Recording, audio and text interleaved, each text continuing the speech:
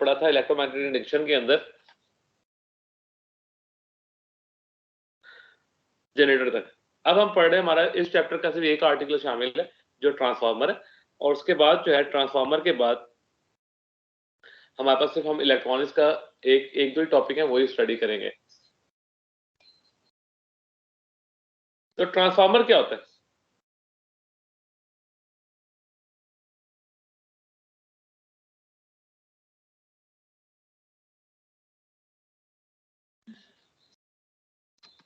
जी बेटा, ट्रांसफार्मर कौन बताएगा मुझे, ट्रांसफार्मर क्या होता है?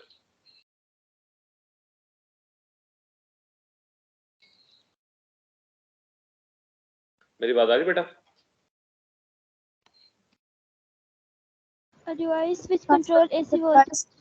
Transform the power from very good. current हाँ जी बताएं। current and voltage. Alter value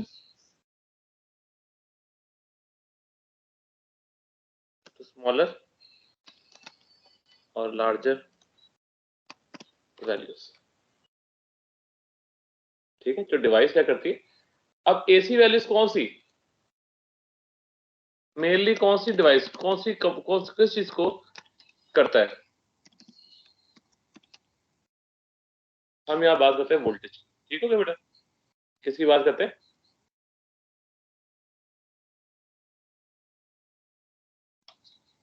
okay. अब हमारे पास एक प्राइमरी वाइंडिंग होती है और ये होती है हमारे पास सेकेंडरी वाइंडिंग। यहाँ का जो वोल्टेज होगा वीपी, आईपी, एनपी। प्राइमरी के लिए हम ये टर्मिनोलॉजी यूज करेंगे, यहाँ पे वीएस, आईएस और एनएस। ये हम कहते हैं प्राइमरी वाइंडिंग है हमारे पास। और ये क्या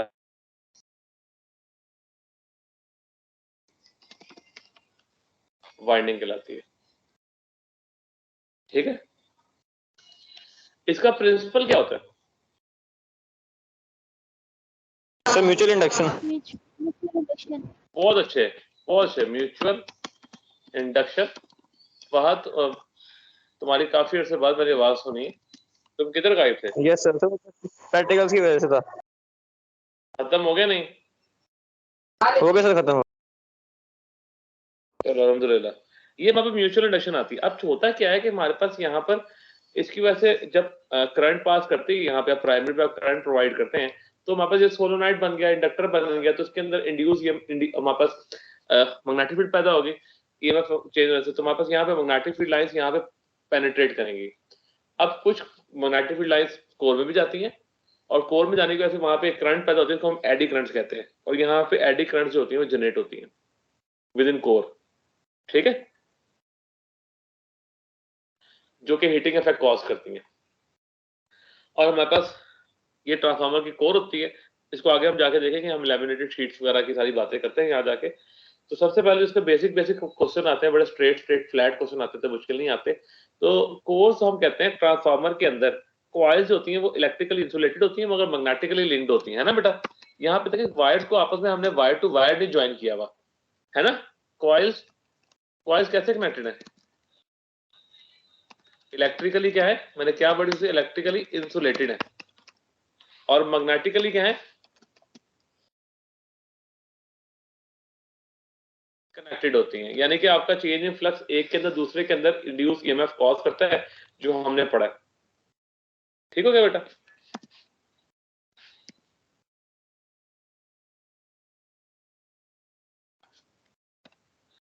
ट्रांसफार्मर हमने देखा कि वोल्टेज को इंक्रीज एंड डिक्रीज करता है ना? ट्रांसफार्मर कैन इंक्रीज और डिक्रीज वोल्टेज एंड करंट। क्या ट्रांसफार्मर जो है वो फ्रीक्वेंसी को बढ़ा सकता है? No sir. फ्रीक्वेंसी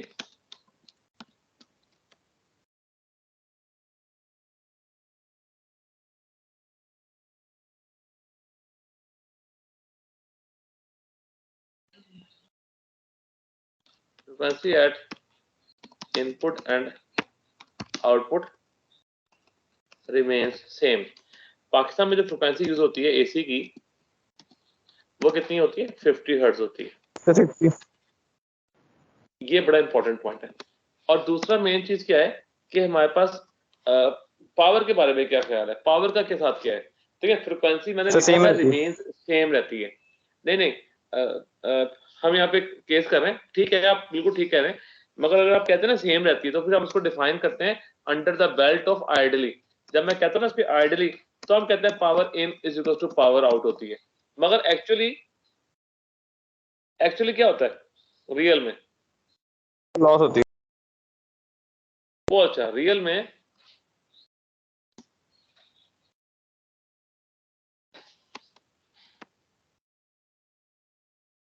यहाँ पावर का पॉइंट लिख रहा हूँ,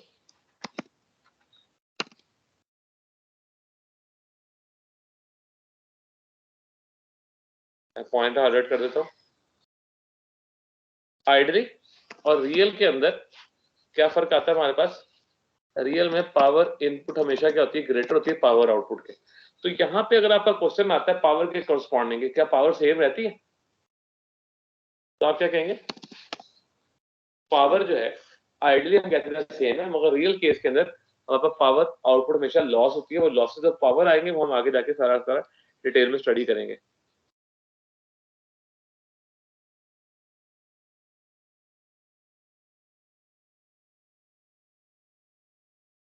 ठीक है बेटा, यस सर। चलिए अब हम बात करते हैं। दो तरह के ट्रांसफार्मर हमने पढ़े हैं, एक स्टेप अप और एक स्टेप अप। देख हमने पढ़ा है स्टेप डाउन।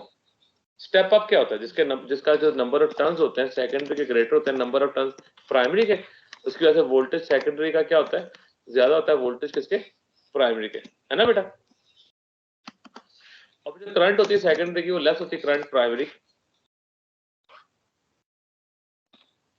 और यहां पे हम कहते हैं कि NS ओवर NP, ये बड़ा इंपॉर्टेंट पॉइंट आता है। NS ओवर NP का जो रेशियो होता है वो क्या होता है ग्रेटर देन 1 होता है। स्टेप डाउन के अंदर आते हैं नंबर ऑफ टर्न सेकेंडरी क्या होते हैं कम होते हैं, तो वोल्टेज आपके पास कम प्रोड्यूस होगा, वोल्टेज सेकेंडरी का कम होगा वोल्टेज प्राइमरी के, और फिर करंट सेकेंडरी की यहाँ पर क्या होती है ज्यादा होती है करंट किसके प्राइमरी के। और यहाँ पे मुझे बताइएगा यहाँ पे NS ओवर NP का रेशियो क्या होगा। अब नंबर ऑफ टर्न सेकेंडरी के कम हो जाएंगे ना तो इसका रेशियो क्या आएगा लेस देन 1 आएगा। ठीक है,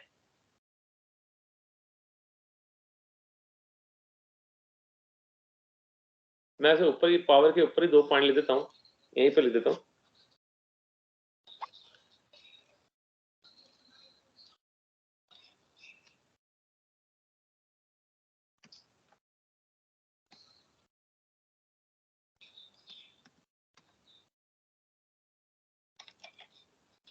मैं यही पॉइंट ऐड कर देता हूँ इसका एक छोटा सा, कि आइडली जो होती है पावर जो लॉस होती है,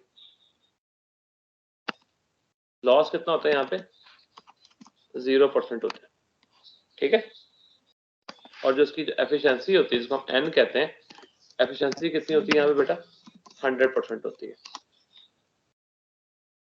और इस केस के अंदर आपका जो एफिशिएंसी है वो लेस देन 100% होती है।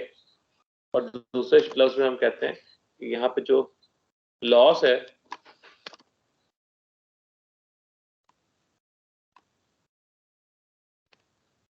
लॉस जो है वो 0% नहीं है। ये एफिशिएंसी का सिंबल होता है इस तरह से, ईटा कहते हैं इसको। ठीक है बेटा,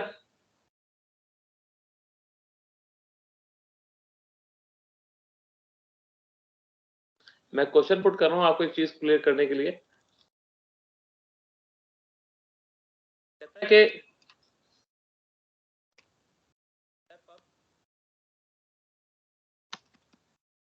step up turns ratio n की पावर 10:1 कर लेते हैं। इसका ns/np क्या होगा? So 10/1.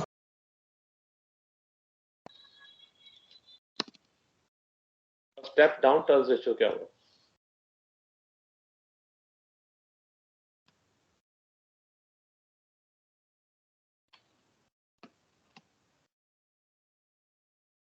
जी बेटा, क्या आंसर आएगा इसका?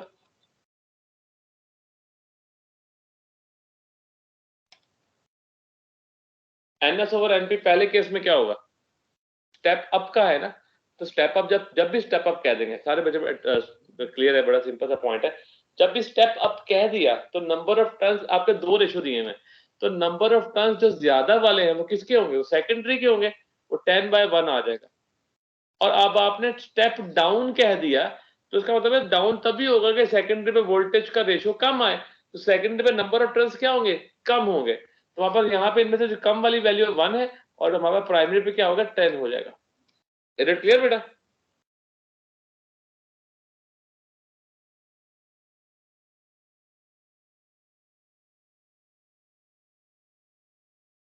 ठीक है बेटा? Yes, sir.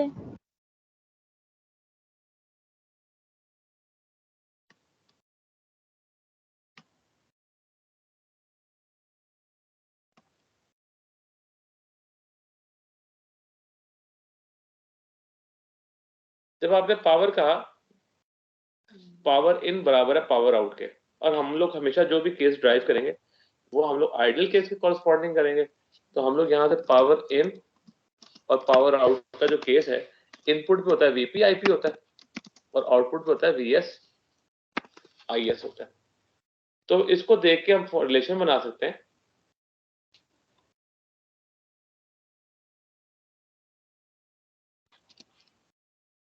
VP over vs is equals to is over ip।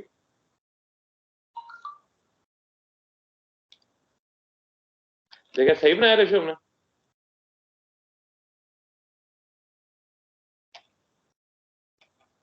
ठीक है बेटा?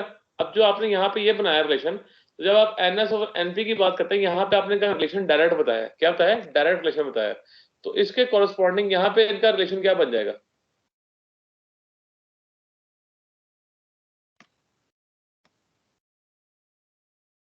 ns/np क्या हो जाएगा बेटा?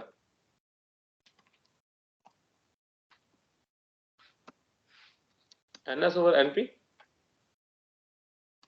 is equals to vs over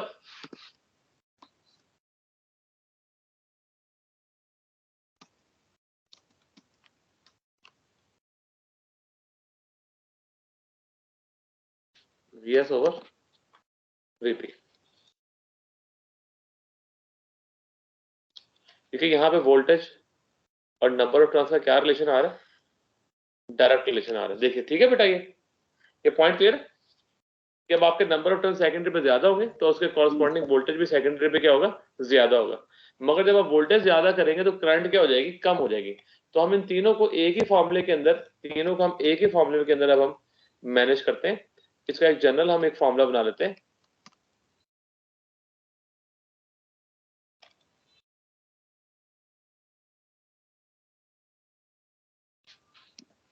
तो यहां आ जाएगा आईपी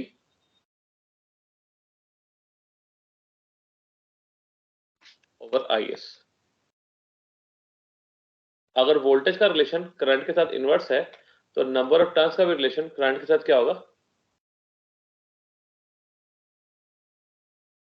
इनवर्स होगा। तो हम लोग फिर एक जनरल फॉर्मूला हम डिस्कस करते हैं कि सपोज करें हमें कोई तीन वैल्यूज दी हुई हैं, ठीक है? तो हम लोग कोई एक अननोन हो तो हम उसको फाइंड कर सकते हैं, यानी कि कोई भी तीन आपको वैल्यूज दी हो तो एक अननोन हो, आप उसको यहां से आराम से फाइंड कर सकते हैं। ठीक हो गया बेटा?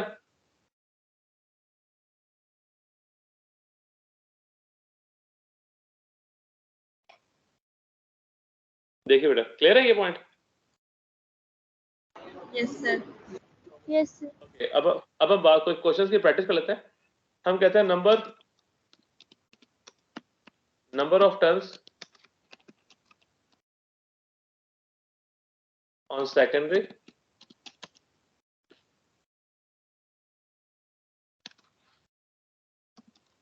(400) and primary 200 if voltage at source is 100 volt, then at output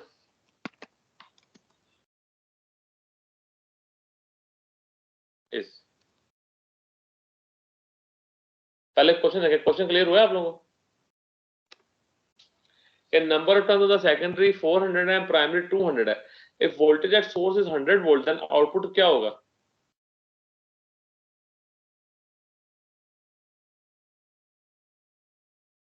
200 volts. बहुत अच्छे, 200 शाबाश, बिल्कुल ठीक है, 200 वोल्ट्स आएगा।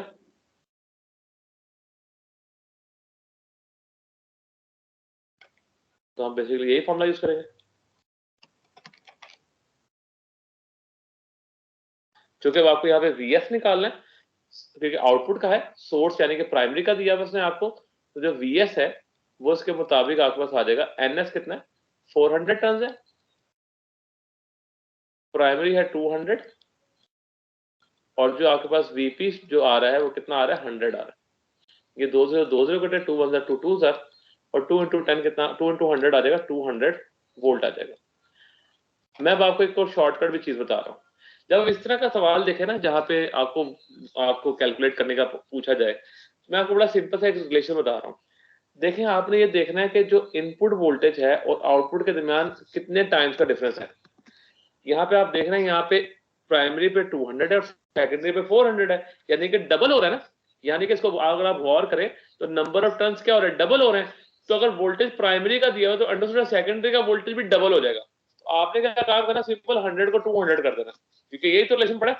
और सेम एज इट इज अगर करंट की बात की जाए तो अगर वोल्टेज डबल हो रहा है तो करंट क्या हो जाएगी? हाफ हो जाएगी। करंट क्या हो जाएगी? उसके कॉरेस्पॉन्डिंग हाफ हो जाएगी। मेरी बात फॉलो कर रहे हैं आप लोग?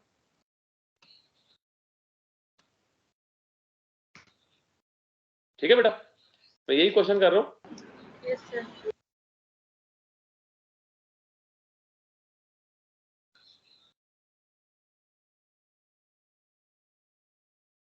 मैं यहाँ पे छोटा सा क्वेश्चन ऐड कर रहा हूँ। आउटपुट करंट इफ करंट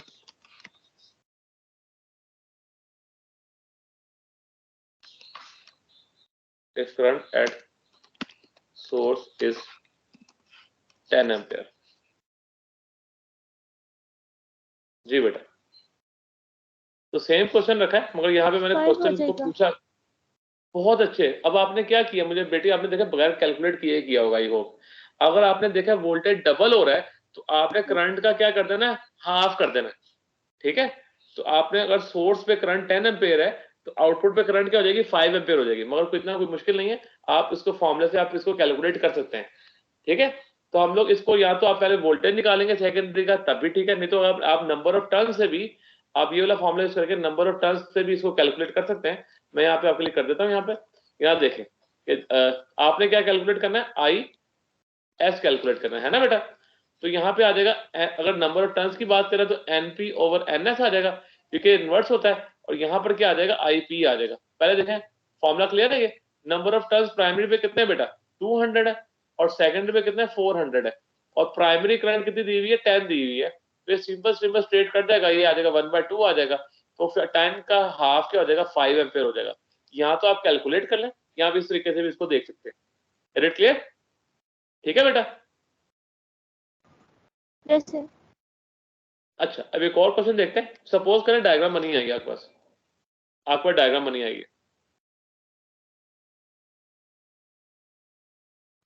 कहते हैं आपने प्राइमरी नंबर ऑफ टर्न्स दिए हुए, सेकेंडरी 100 दिए हुए। सेकेंडरी वोल्टेज आपने फाइंड करना है,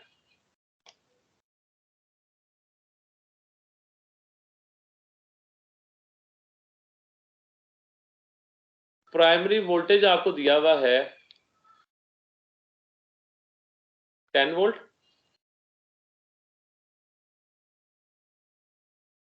और नंबर ऑफ टर्न्स है प्राइमरी के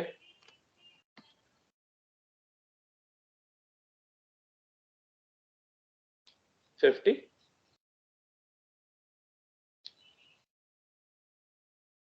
जी बेटा, क्या आंसर होगा इसका? 20. कौन बताएगा मुझे इसका आंसर सही? जी बेटा, क्या आंसर होगा इसका? वोल्टेज सेकेंडरी का क्या होगा? 20 आ रहा है। 20 आ नहीं रहा बेटा, है नहीं आ रहा 20। वोल्टेज क्या आएगा? 0 आएगा। क्यों 0 आ रहा है? Transformer do not operate on DC source. तो ट्रांसफार्मर, आपने बैटरी का सिंबल देखना है कि बैटरी का सिंबल कैसा है। तो ये जो बैटरी का सिंबल है, ये किसका सिंबल है? डीसी बैटरी का। अगर ये ऑल्टरनेटिंग सिंबल लगा होता तो आप बिल्कुल ठीक कहते थे 20 आता, मगर जब भी डीसी का सिंबल आएगा तो आपने हमेशा क्या कहना है कि आंसर क्या आएगा? 0 आएगा। अब अक्सर क्वेश्चन आते हैं स्टेटमेंट में, ठीक है, यही सवाल है, कहता है in step up the turns ratio 1:60 कर लेते हैं। Dry cell volt is connected across primary force, secondary voltage क्या होंगे? ये बेटा, सेकेंडरी वोल्टेज क्या होंगे? 0. बिल्कुल सेम बात, सेकेंडरी वोल्टेज के 0 होंगे क्योंकि ट्रांसफार्मर डीसी पे ऑपरेट नहीं होता। आपको सेल के, ड्राई सेल के, बैटरी के, जो भी इस तरह की जो चीजें होती है डीसी से एसोसिएटेड होती हैं, तो आपने सीधा उसको जवाब दे देना है कि इसका कुछ भी नहीं हो सकता। ठीक है, इज इट क्लियर बेटा?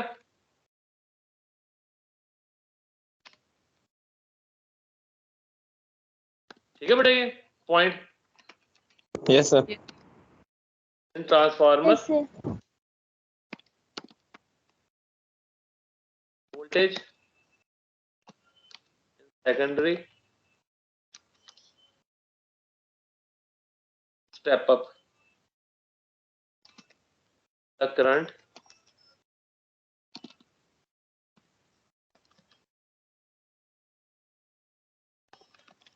in secondary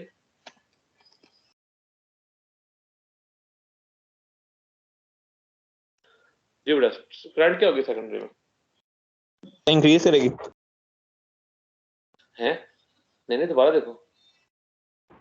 डिक्रीज करेगी ना। डिक्रीज करेगी, इनवर्स रिलेशन ना था करंट का।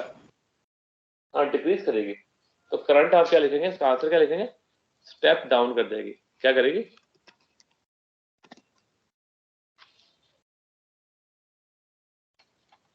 ठीक हो गया बेटा? आई होप कि आपका ये वाला आर्टिकल क्लियर हो गया हो। इसमें देखें कोई क्वेश्चन है इसमें आपको, फिर भी कोई क्वेश्चन आपके माइंड में आ रहा है ट्रांसफार्मर के रिलेटेड, तो आप पूछ सकते हैं।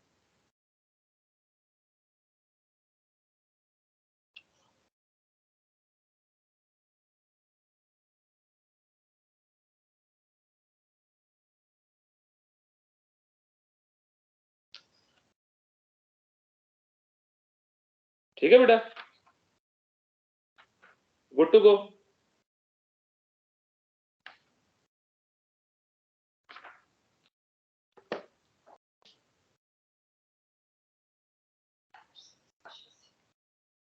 बेटा एक सेकंड,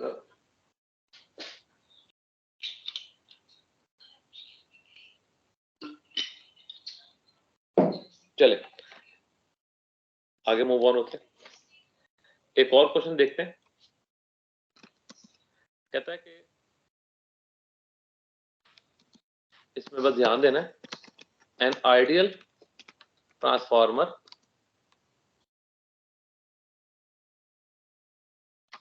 उस voltage at secondary whose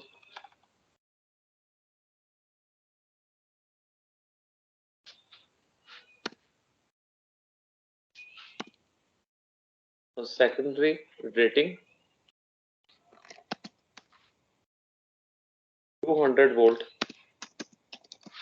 and 10 ampere.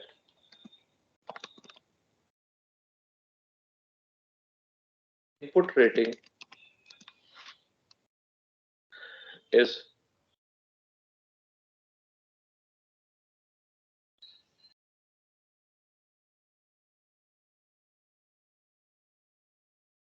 150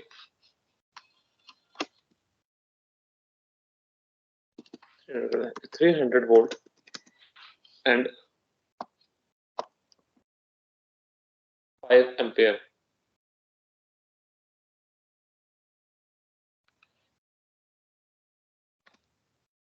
Then efficiency of transformer is. तो ट्रांसफार्मर की एफिशिएंसी का क्या फॉर्मूला होना चाहिए? मैं हेल्प कर देता हूँ। Output upon input. बिल्कुल ठीक है, एफिशिएंसी का फॉर्मूला होगा, हम पावर के लिहाज से बात करेंगे, है ना? क्या होगा? Output over input. तो इसमें बस एक करेक्शन कर ले थोड़ी सी, यहां से मैं वर्ड हटा देता हूं आइडियल का। क्यों हटाया मैंने? क्योंकि आइडियल के इनपुट और आउटपुट पावर क्या होगी? सेम होगी, इसलिए हम इसको हटा देते हैं। तो अब आउटपुट पावर होगा VS IS और इनपुट पावर क्या होगा? VP IP। इनका रेशियो लेंगे और फिर मल्टीप्लाई एंड पे कर देंगे 100 से। अभी हम एफिशिएंसी निकाल लेते हैं, बाद में हम परसेंटेज में कन्वर्ट कर लेते हैं। तो बताएं, सेकेंडरी वोल्टेज आपके पास 200 है एंड मल्टीप्लाई बाय 10 और आपके पास ये कितना है? 300। इनपुट रेटिंग 300 है मल्टीप्लाई बाय 5। तो ऊपर आपके पास आंसर कितना आ रहा है? 2000 डिवाइडेड बाय 1500, है ना बेटा? तो 2 0 कट जाएंगे और 5 4 द एंड 5 3 द। तो ये तो आपके पास जो है एफिशिएंसी ज्यादा आ रही है। हम कैलकुलेशन में थोड़ा सा अमेंडमेंट कर लेते हैं। ये तो 150% बन गया, इतना एफिशिएंट नहीं हो सकता। तो हम लोग आउटपुट पे 2000 है, आउटपुट पे हम कर लेते हैं, एक सेकंड बेटा, इसको हम कर लेते हैं आउटपुट पे, इसको भी 5 एम्पेयर कर लेते हैं। तो यहाँ पे 5 आ जाएगा, तो ये 2000 इंटू दिस। अब ठीक है, ये आपके पास आ जाएगा 1000। इसके लिहाज से ये बन जाएगा 100 डिवाइड बाय 1500, ये आ जाएगा 2/3 एंड थ्रू बाय 3 होता है हमारे पास 0.66 होता है। और आप इसको परसेंटेज में कन्वर्ट करेंगे तो मल्टीप्लाई कर देंगे 100 से, which becomes 0.66 multiply by 100 which becomes 66%। तो एफिशिएंसी कितनी आ जाएगी सिस्टम की? 66% आ जाएगी। एक और क्वेश्चन देख लेते हैं। कहता है एक an ideal transformer whose input power, कौन सी पावर? इनपुट पावर इज 100 वाट। ठीक है, output voltage is 20 volt, then its current at output। बेटा इसकी क्या होगी? करंट क्या होगी आउटपुट पे? तो आइडियल ट्रांसफार्मर है तो हम उसकी कंडीशन यूज करेंगे, पावर इनपुट पावर आउटपुट के बराबर होती है ना बेटा? तो अब हमारे पास यहाँ पे आप नोट करिएगा कि पावर जो आउटपुट है इनपुट पावर और आउटपुट पावर दोनों सेम है, तो पावर आउटपुट हम लिख लेंगे 5 VS IS लिख लेंगे, बिल्कुल ठीक है, और इनपुट जो पावर है वो हम लिख लेंगे 100 वाट। तो आपके पास यहाँ पे चूंकि आपने करंट निकालनी है सेकेंडरी की, तो दूसरी तरफ हम 100 और जो आपका जो वोल्टेज है सेकेंडरी का 20 वोल्ट है, ठीक है। तो आपके पास ये आ जाएगा 5 एम्पियर की रेटिंग आ जाएगी। अब हम बात करते हैं हमारा जो अगला पॉइंट है ट्रांसफार्मर के लॉसेस का।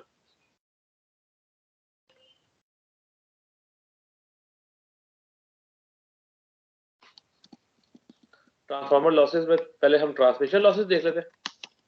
ये ट्रांसमिशन लॉसेस क्या होते हैं?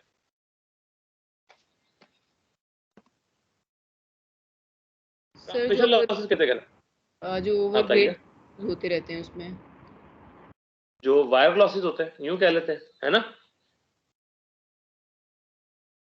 ये ट्रांसफार्मर के अंदर नहीं होते, ये ट्रांसमिशन लॉसेस बाहर होते हैं, है ना बेटा, ठीक हो गया। तो वायर के लॉसेस क्या हो सकते हैं? वायर के लॉसेस तो क्या होंगे कि जो हीटिंग इफेक्ट होता है जो आपके पास सराउंडिंग में पैदा होता है, जो आपका टेम्परेचर जो आपका राइज करता है। इवन गर्मियों के अंदर आप देखते हैं अक्सर हमारे यहाँ पे ब्रेक डाउन बहुत ज्यादा होता है वायर्स का, क्योंकि वायर्स हीट अप बहुत ज्यादा हो जाती है, करंट पास आउट होता है, बाहर का टेम्परेचर भी ज्यादा है, ब्रेक डाउन बहुत ज्यादा होता है। तो जिसके नतीजे में हम कहते हैं कि हम हीटिंग इफेक्ट किस तरह से कम कर सकते हैं। तो इसका हमारा फॉर्मूला H=I²R×T। तो दो मेथड हम अडॉप्ट कर सकते हैं।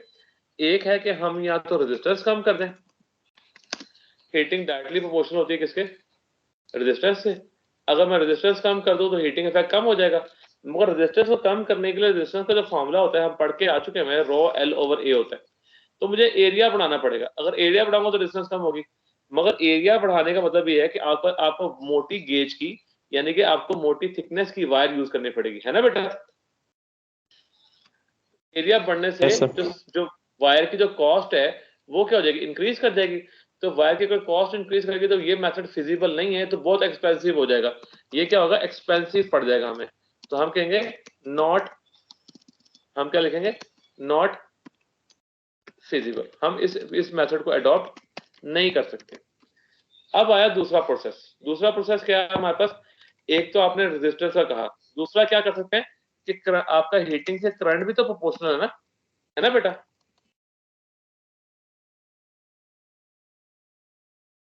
करंट को कम कर देंगे। बहुत अच्छे, हम करंट कम कर देंगे तो हीटिंग इफेक्ट क्या हो जाएगा? कम हो जाएगा। ये मेथड नंबर 1, ये मेथड नंबर 2, और हम किसको अडॉप्ट करेंगे? Step method number 2। तो हम लोग क्या करेंगे यहाँ पे? हीटिंग करंट का कम कर देंगे। तो हम कौन सा ट्रांसफार्मर यूज करेंगे? Step up transformer. बहुत अच्छे, रिड्यूस हम करंट करेंगे, reduce current we use step up transformer. आपने अक्सर देखा है कि जो गांव देहात के जो इलाके थे जहाँ पे हमारे पास ट्रांसमिशन लाइन आ रही होती है, वहां के जो टावर्स या खंबे वगैरह होते हैं बहुत ऊंचे रखे जाते हैं, है ना। तो उनको वहां पे चूंकि 75,000 50,000 वोल्ट का पोटेंशियल पास हो रहा होता है, और वहां पे करंट बहुत मिनिमल होती है, मगर उसके लिहाज से उसका मैग्नेटिक इफेक्ट बहुत स्ट्रांग होता है। मगर जब आप सिटी के मेंस में आते हैं, कहाँ आते हैं? जब आप सिटी मेंस में आते हैं तो उनको आप कहाँ तक लेके आते हैं? 11 किलो वोल्ट की लाइन तक लेके आते हैं। और फिर जब आप स्ट्रीट्स वगैरह तक आते हैं, कहाँ तक आते हैं? स्ट्रीट से आते हैं, तो स्ट्रीट्स में उन पोटेंशियल को और फर्दर कम कर दिया जाता है। वो कितना कर दिया जाता है? 120। 220 वोल्ट कर देते हैं, ठीक है बेटा।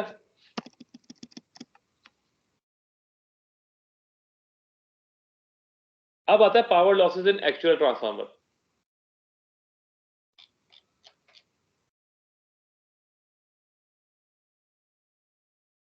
Power losses in actual transformer. तो यहाँ पे हमारे पास 3 तरह के लॉसेस हैं ट्रांसफार्मर में। सबसे पहला जो लॉस हम स्टडी करेंगे वो है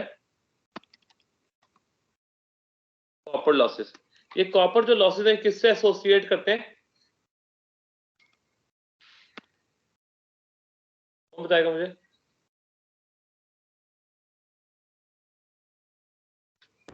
हिस्टेरेसिस। ये कॉपर लॉस वाइंडिंग के होते हैं, और हम इसको कैसे रिड्यूस कर सकते हैं? जो वाइंडिंग होती है ना, कोर जो होती है आपकी जो वाइंडिंग है, using larger diameter of wire, copper losses can be reduced। हम उनको रिड्यूस कर सकते हैं क्योंकि हम कोर के अंदर थोड़ी सी तो कॉपर वायर आपने वाइंडिंग के लिए चाहिए होती है, कौन सा पूरे शहर में आपने डिस्ट्रीब्यूट करनी है, तो हम लोग ट्रांसफार्मर के अंदर फिर हम वाइंडिंग की जो होती है कॉपर अच्छी गेज की हम यूज कर लेते हैं, क्योंकि ये जो ऊपर वाली जो हमने पढ़ा था ना ये वाला इधर तो आपको पूरे पूरे पूरे पाकिस्तान के अंदर आपको हर जगह पे वायर जो है जहां जहां जा रही है उनको आपको बड़ा ज्यादा करना पड़ता है, मगर एक ट्रांसफार्मर के अंदर है तो हम थोड़ा सा उसकी गेज को बढ़ा लेते हैं ताकि वो आपकी एक तो ना तो ट्रांसफार्मर बर्न आउट हो और उसका हीटिंग इफेक्ट क्या हो रिड्यूस हो सके। उसके अलावा एक तो हो गया कॉपर लॉसेस, दूसरा लॉस क्या है, एडी करंट लॉसेस है ना, जो बड़ा ज्यादा मशहूर है, एडी करंट्स। एडी करंट्स क्या होती हैं? सर जो कंडक्टर में परपेंडिकुलरली प्लेस होती है वो बहुत अच्छे, वो एक्सीलेंट, जो हमारे पास कोर में ट्रांसमिट करती है ना, due to currents induce in core, और जब मैंने शुरू में हल्की डायग्राम बनाई थी, परपेंडिकुलर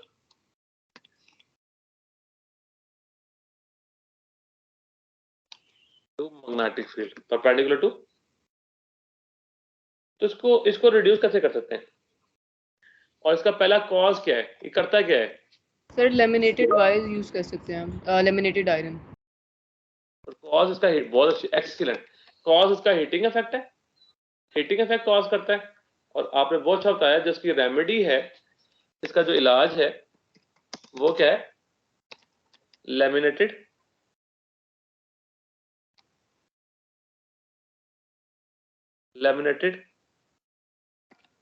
और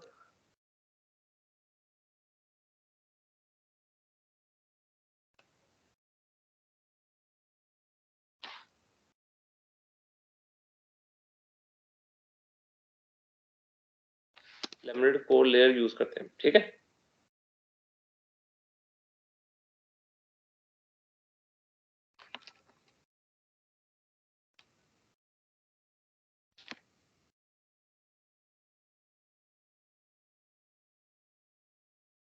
फिर तीसरा लॉस, जो आखिरी लॉस है इसका, वो क्या है हमारे पास,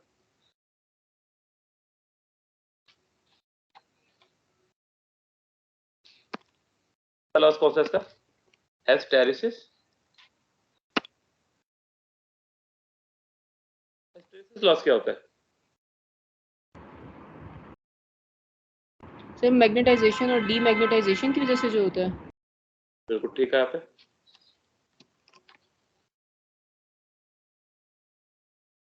एनर्जी लॉस होती है due to magnetisation and demagnetisation of the core.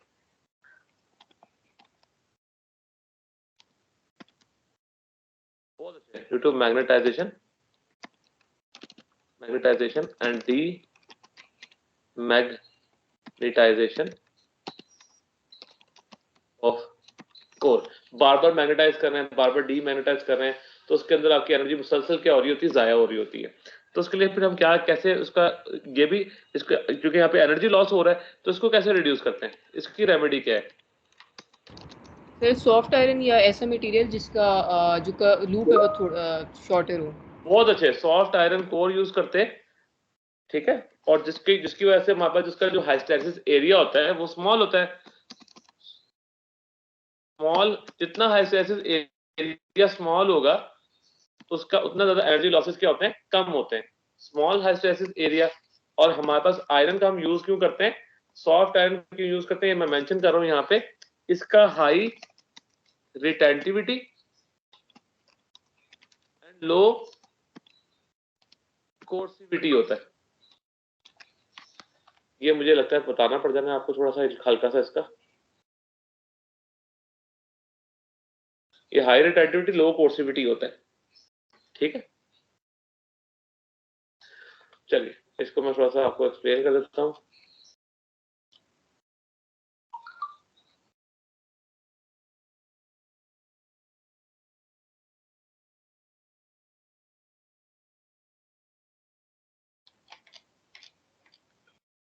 Hysteresis area ये मैग्नेटिक फील्ड स्ट्रेंथ और करंट के दरमियान में ग्राफ होता है जो हमारे पास इस तरह से होता है। कहता है कि हमारे पास जब आप कोई भी मैग्नेट को जब मैग्नेटाइज करते हैं तो पहले आपका ओरिजिन से स्टार्ट होता है और उसके बाद एक सैचुरेशन वैल्यू तक पहुंच जाता है जहां पे हम कहते हैं कि वो मैग्नेटाइज हो चुका है। अब वो कोई पर्टिकुलर करंट पे उसकी मैग्नेटिक फील्ड होती है। अब क्या होता है कि हमारे पास जब करंट, चूंकि ऑल्टरनेटिंग करंट होती है, चूंकि करंट ऑल्टरनेट कर रही है, पहले मैक्सिमम तक गई और फिर अब कम होती जा रही है। जब करंट कम होते होते जीरो तक आती है, जब करंट कम होते होते आप देखें यहाँ पे करंट जीरो तक आ रही है, करंट जीरो हो गई, मगर मटेरियल ने अपनी मैग्नेटिक फील्ड को अभी तक होल्ड करके रखा हुआ है। इस पॉइंट को हम रिटेंटिविटी कहते हैं। रिटेंटिविटी क्या होता है कि जहां पे रिटेंटिविटी क्या होता है, रिटेंटिविटी वो पॉइंट होता है जहां पे मैग्नेटिक फील्ड जीरो ना हो मगर करंट क्या हो जाए, जीरो हो जाए, यानी कि उसने अपनी मैग्नेटिक प्रॉपर्टीज को रिटेन करके रखा हुआ है, रिटेंटिविटी कहते हैं। और फिर आप करंट, आप रिवर्स करंट प्रोवाइड करते हैं, यानी कि नेगेटिव करंट आप प्रोवाइड करते हैं, रिवर्स करंट, जहां पे आपके पास मैग्नेटिक फील्ड जीरो हो जाती है मगर करंट आपका मौजूद होती है। इस पॉइंट को हम कोर्सिविटी कहते हैं। क्या कहते हैं? कोर्सिविटी। जहां पे मैग्नेटिक फील्ड तो जीरो हो जाती है मगर करंट जीरो नहीं हो पाती, इसको हम क्या कहते हैं? कोर्सिविटी कहते हैं। तो एक ऑल्टरनेटिंग साइकिल के अंदर आपको दो दफा रिटेंटिविटी मिलता है और दो दफा कोर्सिविटी की वैल्यूज मिल रही होती है। ये बात क्लियर है बेटा?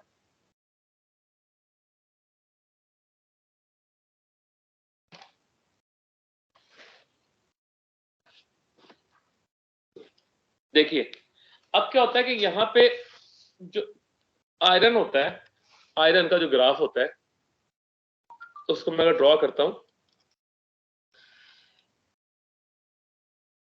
उसकी हाई रिटेंटिविटी होती है, किताब में बना हुआ ग्राफ आपका,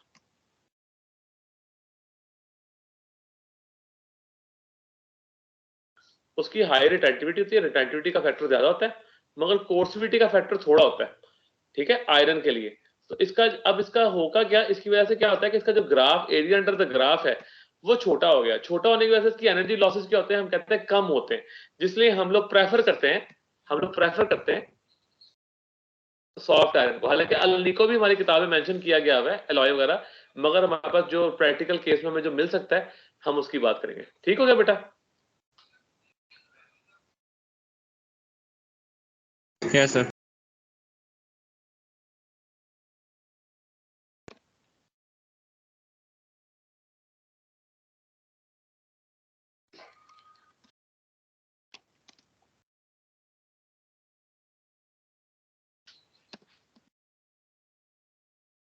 चलिए बेटा, यहां तक क्लियर है बच्चों को? ये हमारा ट्रांसफार्मर का हिस्सा कंप्लीट होता है। अब हम चलते हैं इलेक्ट्रोमैग्नेटिक इंडक्शन का पार्ट 3।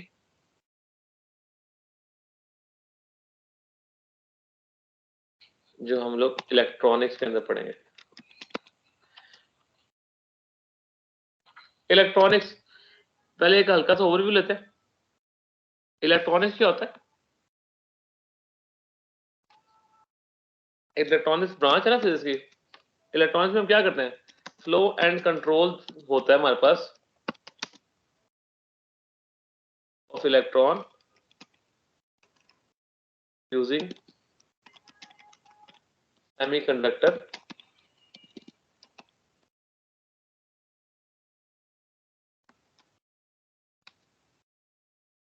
डिवाइसेस। ये इलेक्ट्रॉनिक्स है जहां पे हम सेमीकंडक्टर डिवाइसेस से इलेक्ट्रॉन के फ्लो को कंट्रोल कर रहे होते हैं। तो इससे पहले हम एक छोटा सा ओवरव्यू ले लेते हैं आपको इंट्रिंसिक सेमीकंडक्टर, ये SC फॉर सेमीकंडक्टर, और फिर एक्सट्रिंसिक, मैं लिख देता हूं, पूरा लिख देता हूं, फिर बाद के बच्चे कंफ्यूज होते हैं।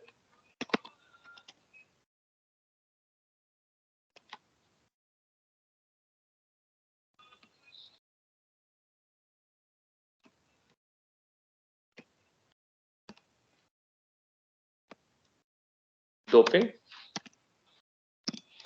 पी टाइप,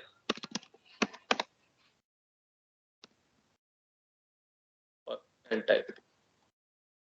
चलिए बेटा, तो पहले बताइएगा मुझे कि इंट्रिंसिक सेमीकंडक्टर क्या होता है? प्योर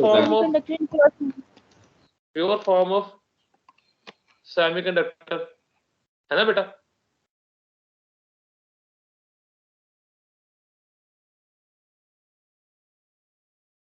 और हमारे पास इंट्रिंसिक क्या होता है? Impure. Impure form of semiconductor. Doping क्या होता है? तो इम्प्योरिटीज ऐड करते हैं। बहुत अच्छे, एक्सीलेंट, एडिंग इम्प्योरिटी। और जो इम्प्योरिटी की जो रेशियो होती है वो क्या होती है? 1:10⁶ एटम्स। यानी कि हमारे पास अगर 10⁶ एटम सेमीकंडक्टर के हैं, उसके सिर्फ एक एटम हम इम्प्योरिटी का ऐड कर देंगे, वो आपका बेहतरीन कंडक्टर बन जाता है। और हम वो पी टाइप सब्सटेंस हम बनाने लगे हैं, जिसमें हम क्या करते हैं, हम ट्राईवैलेंट इम्प्योरिटी ऐड करते हैं। ट्राईवैलेंट इम्प्योरिटी का क्या मतलब है? ग्रुप 3 का एलिमेंट ऐड करेंगे, है ना? तो हमारे पास ये प्योर सेमीकंडक्टर बन जाता है, और हमारे पास एक अच्छा कंडक्टर बन जाता है।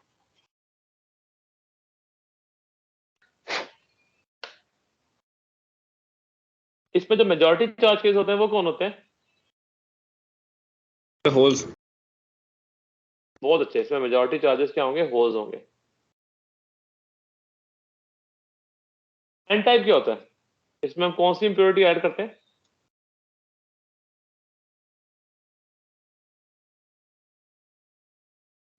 पेंटावैलेंट। और इसमें मेजॉरिटी चार्जेस कौन से होते हैं? इलेक्ट्रॉन्स। Electrons. Very good. अब हम चलते हैं, हमारा जो मेजर आर्टिकल है जो आज हम स्टार्ट करना है वो क्या है? PN junction.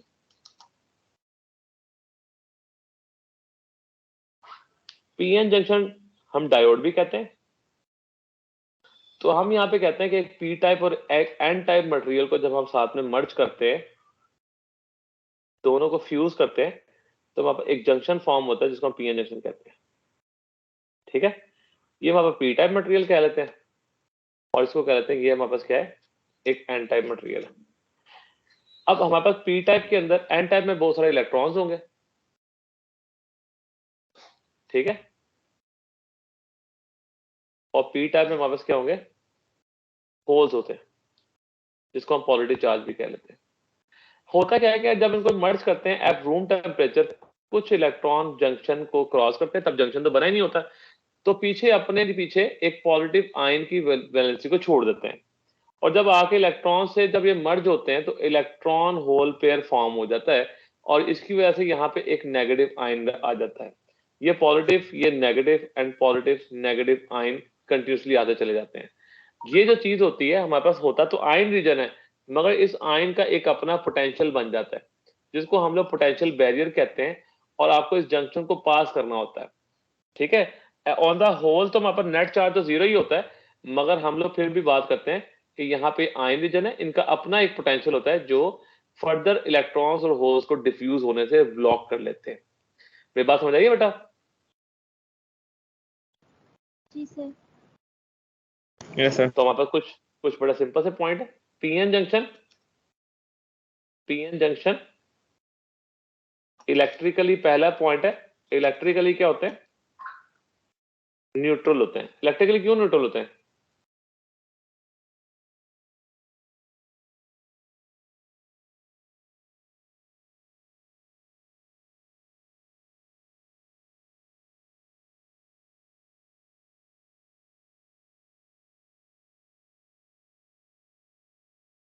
proportion of holes and electrons क्या होती हैं? सेम होती है। इसकी वजह से नेट चार्ज वो क्या होता है? 0।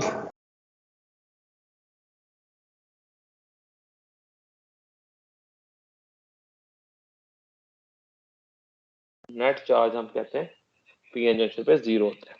ठीक है, तो हमारे पास पीएन जंक्शन जब फॉर्म होता है तो हमारे पास यहाँ पे पोटेंशियल, मैंने कहा था क्या फॉर्म हो जाता है? पोटेंशियल बैरियर फॉर्म हो जाता है, जिसको हमें डिप्लीट करना होता है, डिप्लीशन रीजन भी कहते हैं। तो पोटेंशियल बैरियर, यहाँ पे दो टर्म्स हैं, एक है सिलिकॉन, उसके लिए 0.7 वोल्टेज कंसीडर करते हैं, और एक होता है जर्मेनियम, जिसके लिए हम 0.3 वोल्ट को कंसीडर करते हैं। जर्मेनियम हम ज्यादातर यूज नहीं करते, हम सिलिकॉन ही यूज करते हैं। कौन बताएगा हम सिलिकॉन क्यों यूज करते हैं, जर्मेनियम क्यों नहीं यूज करते?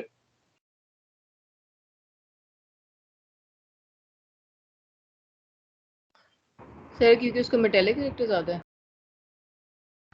मेटालिक उसका हीट जर्मेनियम थोड़ा सा हीट सेंसिटिव होता है, तो इसलिए हम लोग जर्मेनियम को प्रेफर नहीं करते, सिलिकॉन करते हैं।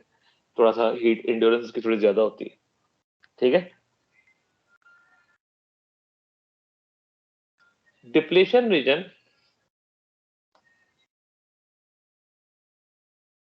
कंटेन्स इमोबाइल आयंस, है ना। इमोबाइल से क्या मुराद है?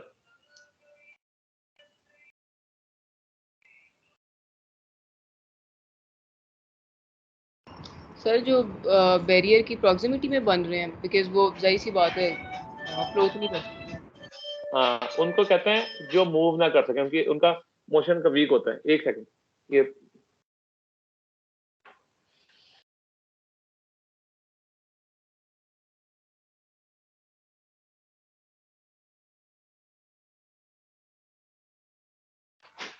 जी बेटा। तो but no charge carriers present in region. ठीक है।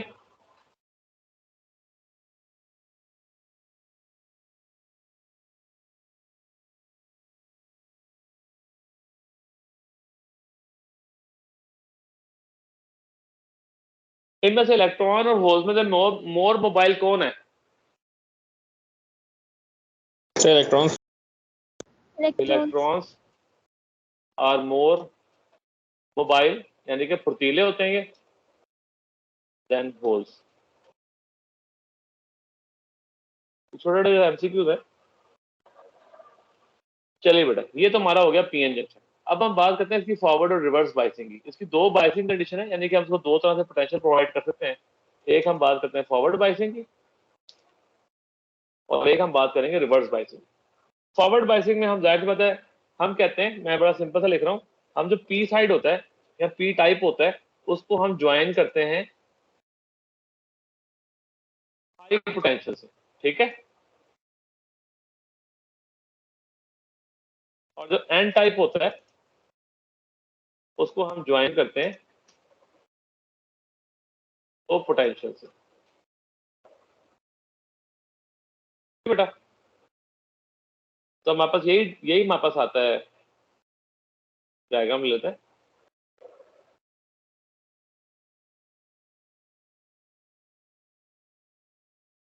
पी को पॉजिटिव से जोड़ दें और एन को नेगेटिव से।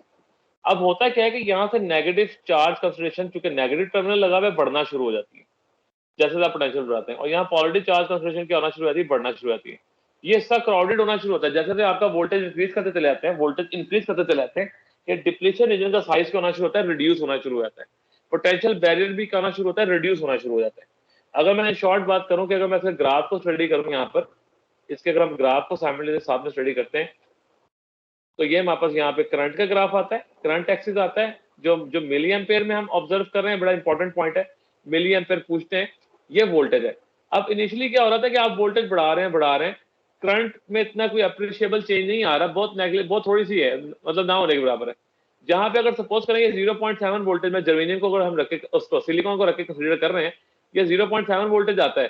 जैसे 0.7 वोल्टेज का बैरियर क्रॉस होता है, करंट क्या होना शुरू होती है? शूट करना शुरू कर देती है, जो कि हमारे पास एक तो पहले तो ओहम्स लॉ को वे नहीं कर पाता, ठीक है, लीनियर रिलेशन नहीं आ रहा, ठीक है, और हमारे पास ये ऐसे कर्व मिलना शुरू होता है। तो हमारे पास तो पहले क्या होता है कि हमारे पास क्राउडेड होने की वजह से ओवर क्राउड होता है, डिप्लीशन रीजन पतला पतला होता चला जाता है, और एक टाइम आता है डिप्लीशन ब्रेक हो जाता है और कंडक्शन आर्म हो जाती है, एक कंडक्टर बन जाता है, और करंट का फ्लो क्या होता है? पैसेज क्या होता है? शुरू हो जाता है। इज इट क्लियर बेटा? ये बात समझ में आई? Yes sir. अब Yes, जहां sir. पे जो फॉरवर्ड करंट है, ये कौन सी करंट खिला रही है? फॉरवर्ड करंट खिला रही है। फॉरवर्ड करंट किस वजह से? कौन से चार्जेस की वजह से? Forward current, electron. Forward current due to majority. Forward current किस वजह से होती है? मेजॉरिटी चार्जेस की वजह से होती है। ठीक है। और अप्लाइड पोटेंशियल ग्रेटर देन होना चाहिए पोटेंशियल बैरियर के, वो हम पढ़ चुके हैं। यहाँ पे अगर हम इसकी स्लोप निकालें, क्या निकालें? स्लोप। तो स्लोप यहाँ पे आएगा delta I over delta we आएगा, यानी कि वाई ओवर एक्स होता है। जो कि 1/R बनेगा, रेसिप्रोकल ऑफ रेजिस्टेंस बनेगा। और याद रखिएगा जो रेजिस्टेंस होती है फॉरवर्ड रेजिस्टेंस, जो फॉरवर्ड रेजिस्टेंस होती है वो फ्यू ओम्स होती है। क्या होती है? फ्यू ओम्स होती है। इज इट क्लियर बेटा?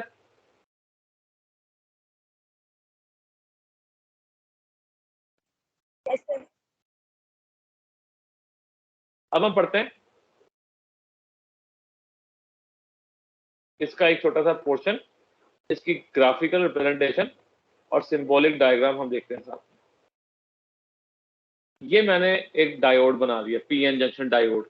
ये नेगेटिव टर्मिनल है जिसको एन टाइप कहते हैं, ये पॉजिटिव पी टाइप रीजन आ गया। अगर मैं बोलूं कि मैं इसको आपका +5 वोल्टेज प्रोवाइड कर रहा हूं और यहाँ पे -5 वोल्ट प्रोवाइड कर रहा हूं, तो आप क्या कहेंगे? ये कौन सी स्टेट आ गई? फॉरवर्ड बाइसिंग की स्टेट आ गई। ठीक है बेटा?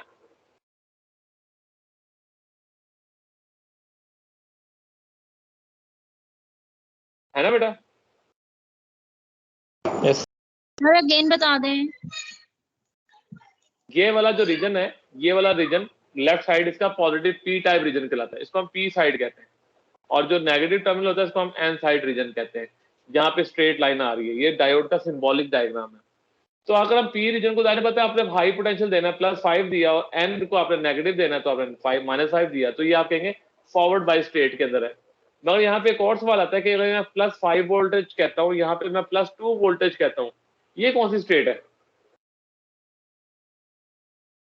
Reverse.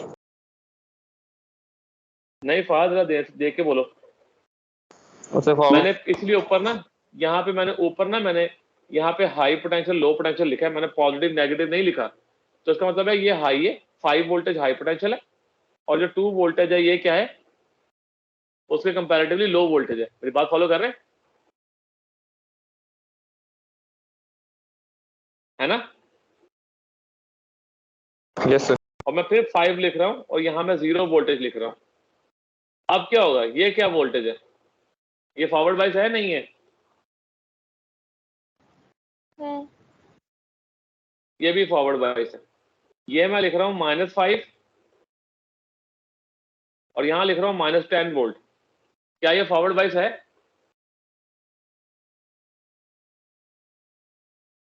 Yes sir. Yes, sir. ये भी फॉरवर्ड बाइस है। Very good. ये सारे के सारे फॉरवर्ड बाइस की स्टेट्स आ गए। अब हम पढ़ते हैं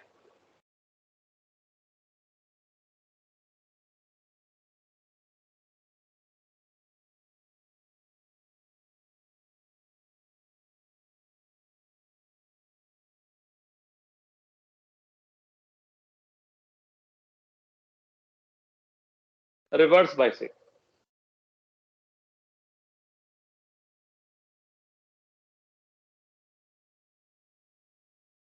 रिवर्स बाइसिंग क्या होता है?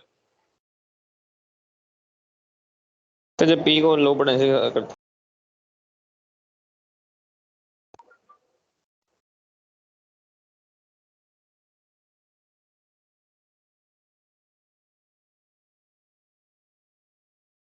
पी को हम कर देंगे लो पोटेंशियल के साथ, एन को कर देंगे हाई पोटेंशियल के साथ। ठीक है? और सिमिलरली यहाँ पे जो आपका पोटेंशियल है, पी को नेगेटिव कर देंगे और एन को कर देंगे पॉजिटिव।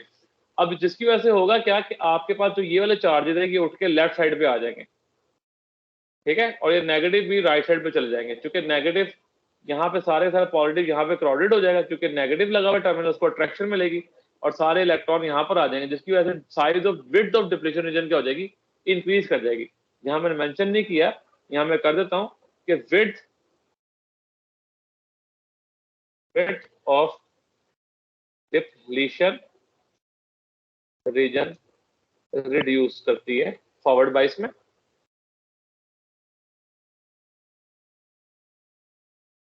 यहाँ पे विड्थ ऑफ डिप्लीशन रीजन क्या करेगी?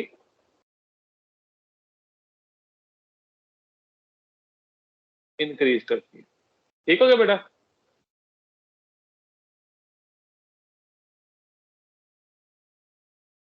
इसका भी हम ग्राफ स्टडी कर लेते हैं। इसका बड़ा इंपॉर्टेंट आता है। यहाँ पे जो करंट होती है बेटा वो माइक्रो एम्पेयर में आती है, वहां मिली एम्पेयर में थी, यहाँ माइक्रो एम्पेयर में। अब यहाँ पे आप रिवर्स वोल्टेज 5, 10, 15 वोल्टेज की फॉर्म में दे रहे होते हैं, यहाँ पे हाई वोल्टेज दे रहे होते हैं, तो आपका जो ग्राफ होता है एकदम से बाद में शूट कर जाता है। अब जो ग्राफ शूट किया है उसको हम कहते हैं ब्रेक डाउन वोल्टेज कहते हैं। क्या कहते हैं?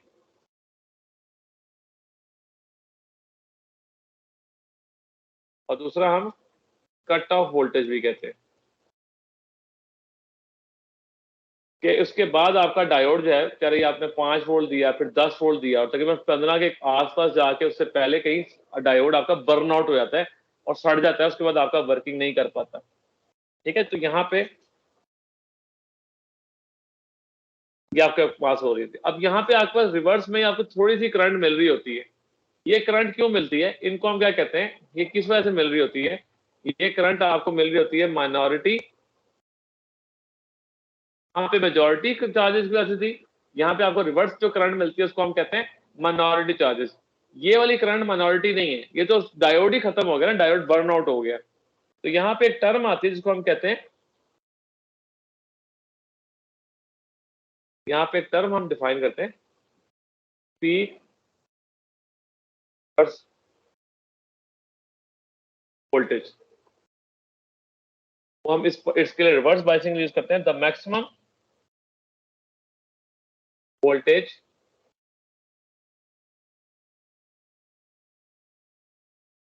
डायोड बियर या विद स्टैंड कह लें, यानी कि बर्दाश्त करता है reverse bias state before breakdown. Breakdown से पहले, ठीक है बेटा, ये आप पीक इनवर्स वोल्टेज कहलाते हैं। तो अब आपकी इसकी रेजिस्टेंस देख लेते हैं। यहाँ पे जो आपके पास रेजिस्टेंस आती है, रिवर्स रेजिस्टेंस, वो आपके पास क्या होगी, डेल्टा वी ओवर डेल्टा आई होगी। और जो आपका इनवर्स है स्लोप का, ये मैंने दोनों बातें वहां पे उल्टी लिखी है, मतलब स्लोप कर ले रिवर्स, स्लोप कर ले रिवर्स कर ले रेजिस्टेंस का, या रेजिस्टेंस कर ले स्लोप का इनवर्स कर लेते हैं। और यहाँ पे जो आपकी स्लोप होती है वो हमारे पास मेगा ओम के अंदर होती है। और अगर आपसे क्वेश्चन पूछा जाए, रेशियो पूछा जाए, resistance of forward to resistance of reverse, तो इसका सिंपल आंसर आएगा 1:10 की पावर 6, एक ओम्स में और एक मेगा ओम्स के अंदर आ जाती है। ठीक है बेटा,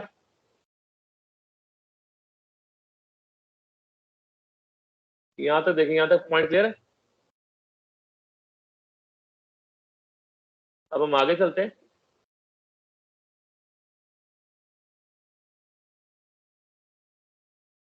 rectification,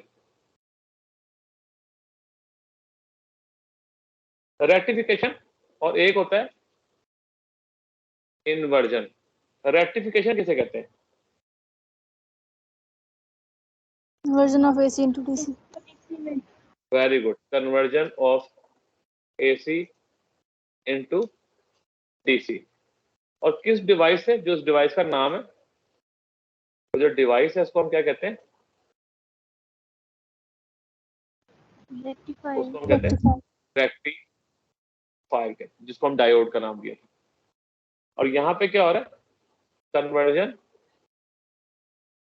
of DC into AC. और इसकी डिवाइस का क्या नाम होता है? इसको हम लोग इन्वर्टर कहते हैं। आपके घर में भी इन्वर्टर वगैरह होंगे, जो आपके जो यूपीएस वगैरह लगे होते हैं ना, आप नोट करें, यूपीएस आपके पास ना, पहले इन्वर्टर क्या करता है, पहले वापडा जो एसी सप्लाई आ रही होती है उसको डीसी में कन्वर्ट करता है, और बैटरी में आपका वो पोटेंशियल स्टोर करता है। और फिर जब लाइट चली जाती है तो वही डीसी का पोटेंशियल को पहले एसी में कन्वर्ट करता है, और आपके घर के अप्लायंसेस जो होती हैं वो यूज हो पाती हैं। Rate clear? Yes, sir.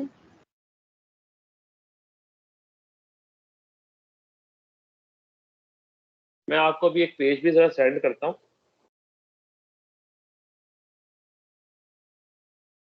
आपके पास वहां पे ना कुछ रिपल्स फैक्टर वगैरह कुछ एफिशिएंसीज होंगी।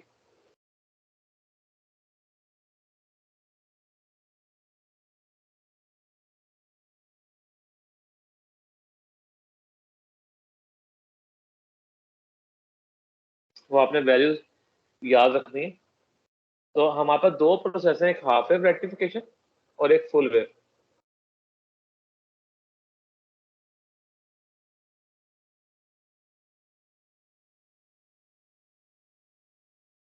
मैं देखो रिकॉर्डिंग हो ना। हाफ वेव रेक्टिफिकेशन क्या होता है?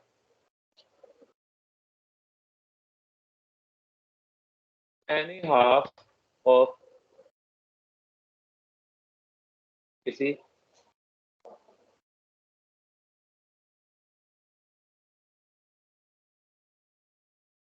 Can be rectified. कोई भी half, either positive half either negative half, कोई भी हाफ आप रेक्टिफाई करते हैं उसको हम कहते हैं हाफ वेव रेक्टिफिकेशन कहते हैं। चलिए कुछ हम इसको प्रैक्टिस देख लेते हैं। यहाँ पे हम कहते हैं ये हमारे पास एक ऑल्टरनेटिंग सिग्नल लगा हुआ है, जो हम बड़ा बना लेते हैं।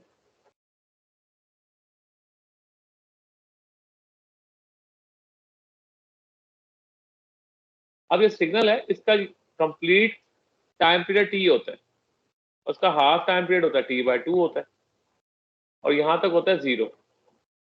दरमियान में भी हम कर सकते हैं t/4 और 3t/4 कर सकते हैं, उसको अभी जरूरत नहीं है, अभी आगे जाके हम सवाल देखें। ये एक ऑल्टरनेटिंग सिग्नल है।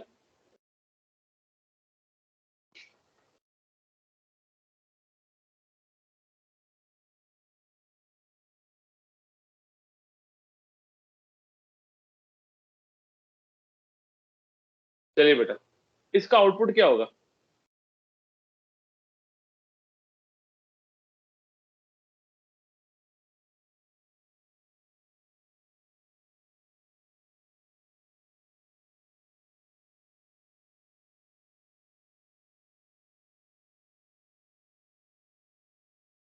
ये कौन सी हाफ को बताइएगा रेक्टिफाई करेगा?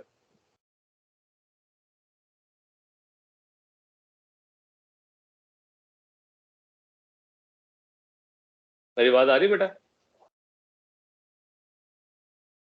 मैं यहाँ पे लिखता हूँ, आपके लिए आसानी कर देता हूँ कि टाइम पीरियड अगर 0 से t/2 है तो ये डायोड क्या बिहेव कर रहा है एज अ फॉरवर्ड बाइस और रिवर्स बाइस, और जब t/2 से t तक है तो डायोड कैसा बिहेव कर रहा है। मैं चले आसानी करता हूँ, जब 0 से t/2 तक है तो आपके पास अपर वाली पल्स आ रही है, जो अपर वाली पल्स पॉजिटिव होगी, ये वाला हिस्सा पॉजिटिव होगा, ये वाला हिस्सा क्या होगा? नेगेटिव होगा। तो उस सूरत में डायोड क्या हो जाएगा? Forward bias. बहुत अच्छे, यानी कि पॉजिटिव एनोड को, पी टाइप को पॉजिटिव से कनेक्ट कर दिया, नेगेटिव कर दिया, तो आपने कहा फॉरवर्ड बाइस होगा। बिल्कुल ठीक है। तो फॉरवर्ड बाइस होगा तो आपको जो पल्स है वो आउटपुट में पल्स पॉजिटिव पल्स मिलेगी ना, है ना बेटा? Yes, sir. और जैसे ही आपका नेगेटिव पल्स आती है तो जो ये डायोड है ये आपका क्या हो जाएगा? ये वाला हिस्सा नेगेटिव हो जाएगा, ये वाला हिस्सा पॉजिटिव हो जाएगा। तो आपके पास यहाँ से करंट को फ्लो करवाएं तो आपके पास यहाँ से फ्लो करवा दें जैसे मर्जी, तो आप देखें नेगेटिव पॉजिटिव से जाके जुड़ रहा है, तो ये हिस्सा क्या हो जाएगा? रिवर्स बाइस हो जाएगा। आपके पास जो आउटपुट सिग्नल है वो क्या आएगा? स्ट्रेट लाइन आएगा, है ना बेटा? तो यानी कि आपको आउटपुट पे कुछ नहीं मिल रहा। ये बात समझ में आई? Yes, sir. अब मुझे, मैं आप थोड़ा सा ना जरा ध्यान से जरा सुनिएगा बात। ये आउटपुट आप ले किसके अक्रॉस रहे हैं?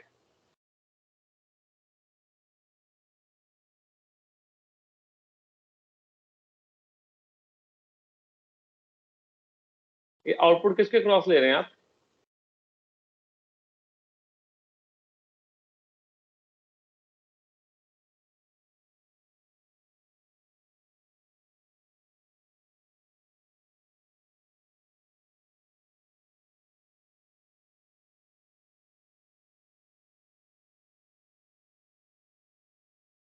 रजिस्टर के क्रॉस, है ना?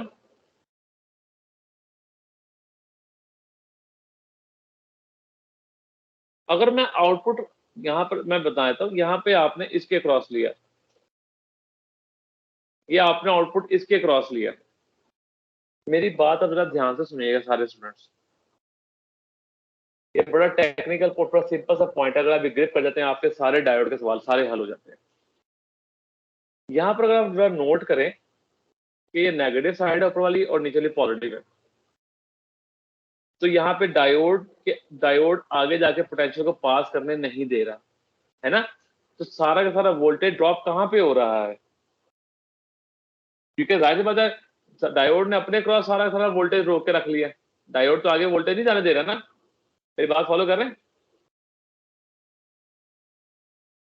डायोड अगर फॉरवर्ड बाइस होगा तो करंट रजिस्टर तक जाएगी ना, तो रजिस्टर तक तो कुछ जा ही नहीं रहा, तो रजिस्टर पे तो आउटपुट इससे तो स्ट्रेट लाइन आ रही थी। मगर जब पॉजिटिव पल्स थी, जब ये सब पॉजिटिव था ये सब नेगेटिव था, है ना बेटा, जब ये पॉजिटिव था और ये सब क्या था, नेगेटिव था, तो डायोड फॉरवर्ड बाइस हो गया, डायोड ने अपने क्रॉस कोई भी करंट नहीं रखी, सारी की सारी करंट आगे कहां जमा हो गई, रजिस्टर के क्रॉस, और चूंकि आप रजिस्टर के क्रॉस पोटेंशियल देख रहे थे तो आपको रजिस्टर के क्रॉस आउटपुट मिल गया। मेरी बात समझ रहे हैं आप? ये मेरी बात समझ में आई है बेटा सबको? तो इसका मतलब है कि जब मैं 0 से T/2 तक देख रहा हूं, जब मैं डायोड की क्रॉस की बात करूंगा, किसकी बात करूंगा, डायोड की, तो डायोड ने 0 से T/2 तक तो वो तो फॉरवर्ड बाइस था, डायोड ने सारी करंट जाने दी, डायोड के क्रॉस से मुझे कुछ भी नहीं मिल रहा, स्ट्रेट लाइन मिल रही है ना।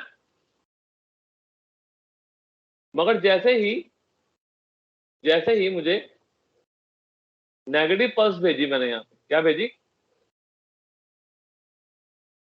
ये सब नेगेटिव हुआ, ये सब पॉजिटिव हुआ, डायोड ने सारा का सारा पोटेंशियल अपने क्रॉस जमा कर लिया, रजिस्टर के क्रॉस कुछ भी नहीं जा रहा, और जो डायोड के क्रॉस जो पोटेंशियल जमा है वो नेगेटिव वाली पल्स जमा हुई है, क्योंकि इसको आगे नहीं जाने दे रहा, इसके लिए रिवर्स वाइज बिहेव किया हुआ है, तो जो आपके पास जो बिहेव किया हुआ है वही आपको आउटपुट पे यहाँ मिल जाएगी।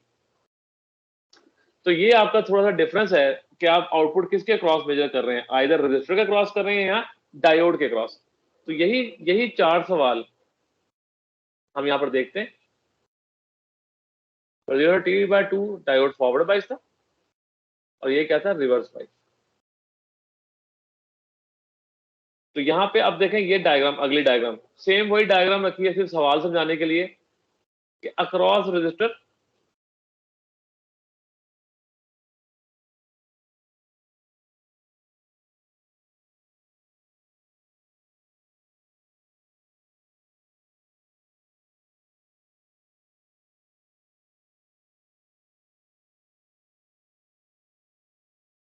चलिए बेटा, अक्रॉस रजिस्टर कैसे आउटपुट आएगा, 0 से T/2 तक जब ये पॉजिटिव पल्स आ रही है तो डायोड फॉरवर्ड बाइस है, रिवर्स बाइस है, फॉरवर्ड ये पॉजिटिव है, ये नेगेटिव है। जब टाइम पीरियड 0 से T/2 तक आ रहा है तो डायोड फॉरवर्ड बाइस है, रिवर्स बाइस है, फॉरवर्ड हाथ जरा देख के बताओ, ये नेगेटिव है, ये पॉजिटिव है, रिवर्स बाइस है, ठीक है। और जब T/2 यहां से ये वाली पल्स जाएगी, नेगेटिव पल्स जाएगी, तो यानी कि नेगेटिव टर्मिनल नेगेटिव से मैंने डायोड को रिवर्स करके लगा दिया ना, जब नेगेटिव नेगेटिव के साथ मिल जाएगा और पॉजिटिव पॉजिटिव, तब उस केस में यानी कि जब ये वाली पल्स जाएगी या नेगेटिव हाफ जाएगा तो डायोड क्या होगा, रिवर्स आपका फॉरवर्ड बाइस हो जाएगा।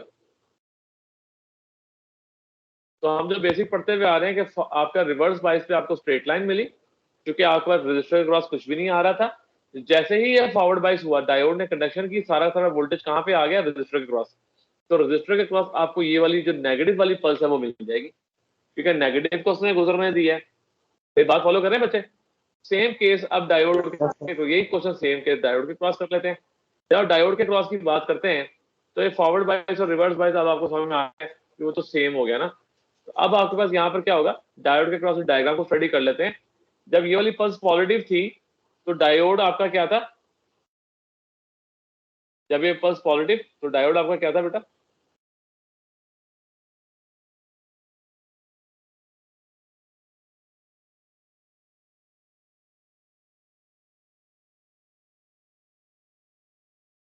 रिवर्स बाइस था ना, डायोड कुछ भी नहीं गुजरने दे रहा था ना। यस सर तो डायोड कुछ भी नहीं गुजरने दे रहा, तो सारा सारा वोल्टेज कहाँ आ रहा है, डायोड के क्रॉस आ रहा है।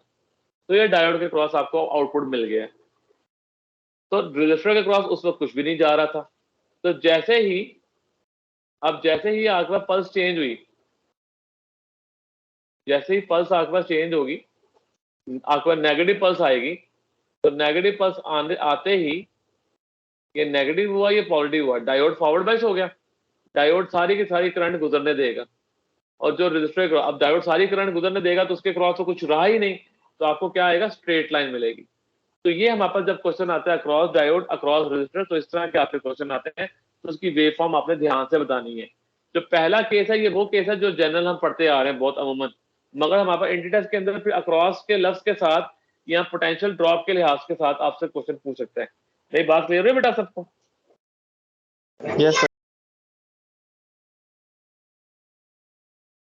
चलिए बेटा, अब हम कहते हैं कि हमारे पास एक ऑल्टरनेटिंग पल्स के अगेंस्ट हमें जो है एक, इसको हम रिपल कहते हैं, एक ऑल्टरनेटिंग पल्स के अगेंस्ट हमें वन रिपल फॉर्म हो रही है। ठीक है, एक जिसमें वाटर में रिपल्स फॉर्म होती है ना, पत्थर फेंकते हैं, तो एक ऑल्टरनेटिंग पल्स के अगेंस्ट, एक फ्रीक्वेंसी के अगेंस्ट हमें वन रिपल फॉर्म हो रही है। तो हम यहाँ कहते हैं जो फ्रीक्वेंसी रिपल की फ्रीक्वेंसी होती है, एक क्वेश्चन आता है जो हाफ वेव में होती है, ये हमारे पास फ्रीक्वेंसी ऑफ एसी के बराबर होती है। और अगर फ्रीक्वेंसी का सेम है तो टाइम पीरियड इनवर्सली प्रोपोर्शनल होता है फ्रीक्वेंसी के, तो वहां पर टाइम पीरियड क्या होगा, एसी का इसके बराबर आ जाएगा। एंड सबसे इंपॉर्टेंट चीज, इसका जो VRMS अगर हम निकालें, आपने पढ़ा हुआ है यहाँ पे zero voltage, maximum voltage, zero voltage, zero voltage, तो आपका जीरो का स्क्वायर प्लस V0 का स्क्वायर प्लस जीरो का स्क्वायर प्लस जीरो का स्क्वायर और डिवाइडेड बाय 4 वैल्यूज है, डिवाइड बाय 4, तो V0 का स्क्वायर रूट काट देगा और 4 भी बाहर आ जाएगा, तो V0/2 बन जाएगा। ये VRMS है। और हमने जो पढ़ा हुआ है VRMS V0/√2 वो फुल वेव का होता है। तो ये VRMS आ रहा है, तो इसका मतलब है इसका जो IRMS होगा वो क्या हो जाएगा, I0/2 हो जाएगा। ये बात फॉलो करें?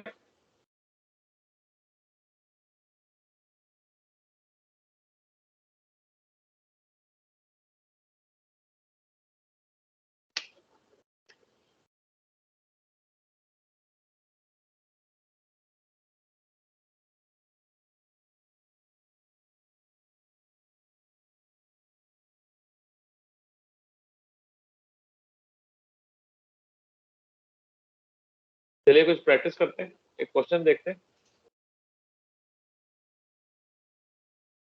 ये दो डायोड है,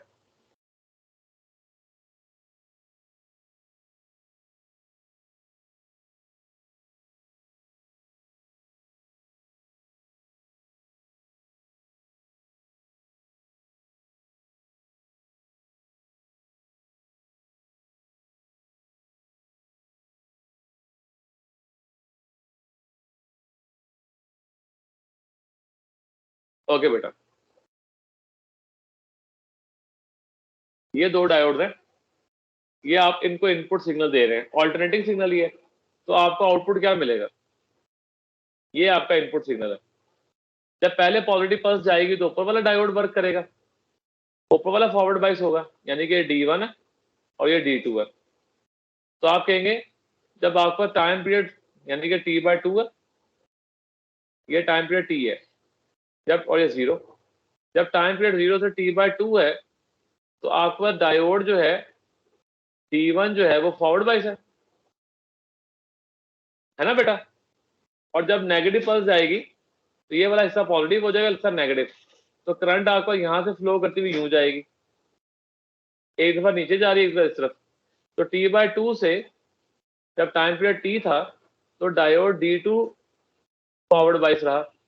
तो अगर आप गौर करें दोनों हिस्सों के लिए कंडक्शन हो रही है ना बेटा, पॉजिटिव Yes, जा sir. रही है तब भी कंडक्शन हो रही है, नेगेटिव जा रही है तब भी हो रही है, मगर जो आपका आउटपुट आएगा वो आपके पास ये आपका आउटपुट मिलेगा।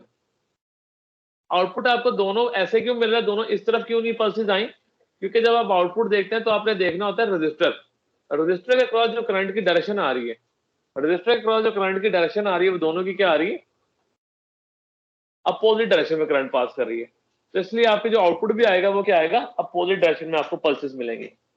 ठीक हो गया बेटा?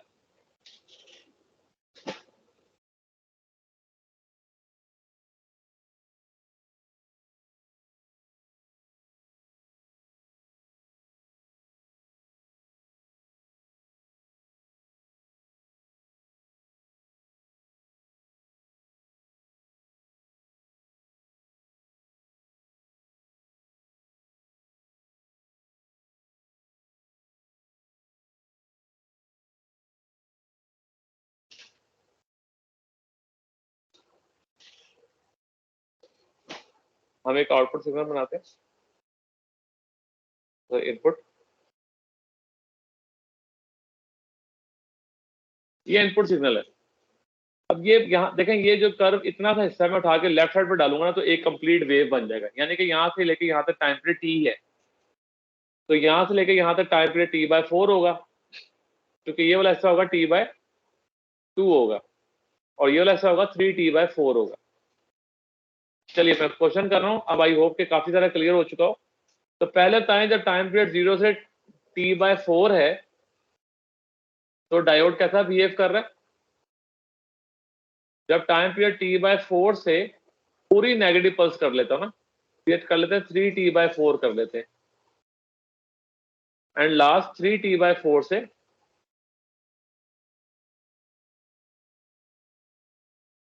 T तक चलता है फॉरवर्ड बाइस, फॉरवर्ड बाइस है ना बेटा? बहुत अच्छे, क्योंकि पॉजिटिव पल्स आ रही है तो ये पॉजिटिव पॉजिटिव हो जाएगा आसपास। अगर मैं रजिस्टर के क्रॉस आउटपुट ले रहा हूं तो मुझे ये वाली पल्स मिल जाएगी। अब जब T/4 से 3T/4 तक गया तो डायोड क्या था, रिवर्स बाइस था, तो मुझे कुछ भी नहीं मिलेगा, स्ट्रेट लाइन आएगी। और फिर से 3T/4 से T तक क्या है बेटा, ये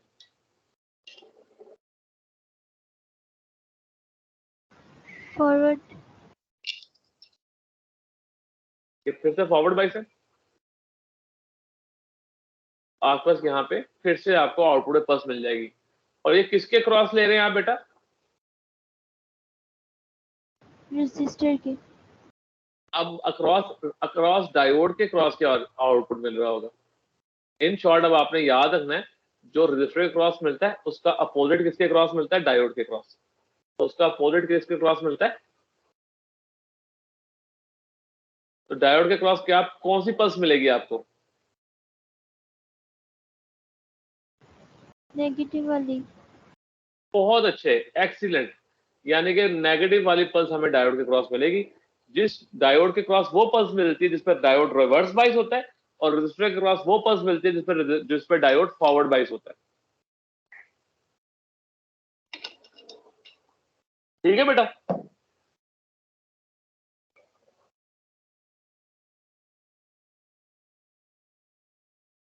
एक और क्वेश्चन हम देखते हैं, फिर हम फुल वेव की तरफ चलेंगे। थोड़ा सा टाइम थोड़ा ज्यादा हो गया, मैं इसको जल्दी से वाइंड अप करने की कोशिश करता हूँ।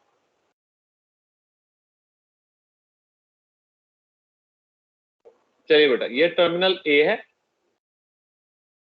ये टर्मिनल बी है। मैं यहाँ पे लिख रहा हूँ during conduction mode, potential at A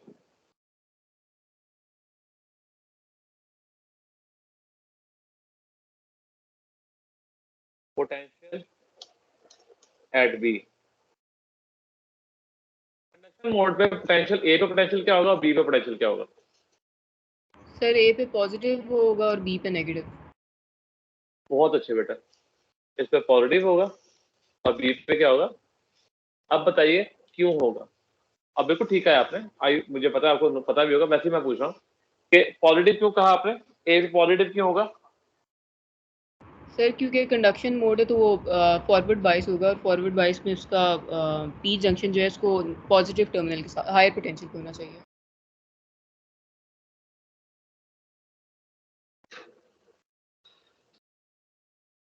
P तो फिर ये है ना, फिर ये हाई हुआ, ये लो हुआ।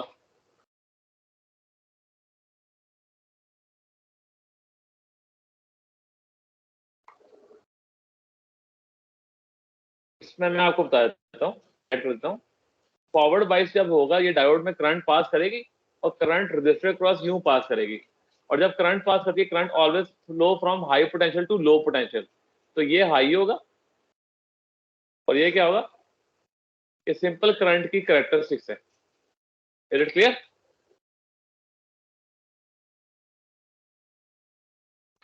ठीक है बेटा।